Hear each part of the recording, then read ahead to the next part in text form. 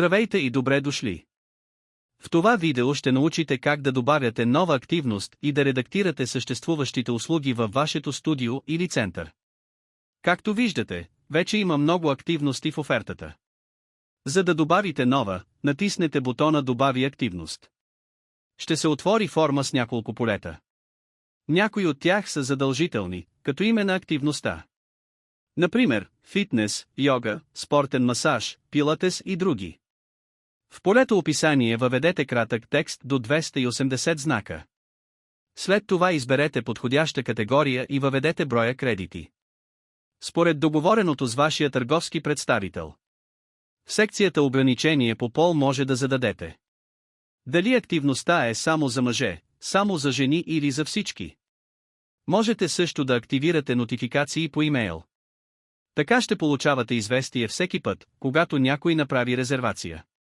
Но ако имате много резервации, например във фитнес, това може да бъде прекалено натоварващо.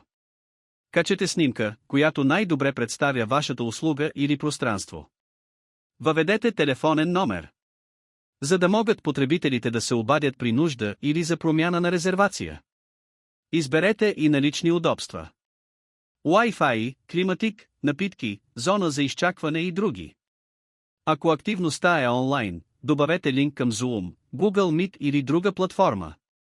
В полето "Външен линк" можете да зададете адрес, където потребителят ще бъде пренасочен след резервацията.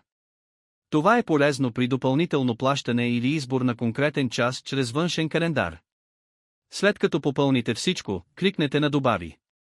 Новата услуга ще се появи в панела ви. След това ще видите нов таб "График" до информацията. Там настройвате часовете за резервация. Например, ако е йога, само понеделник, сряда и петък.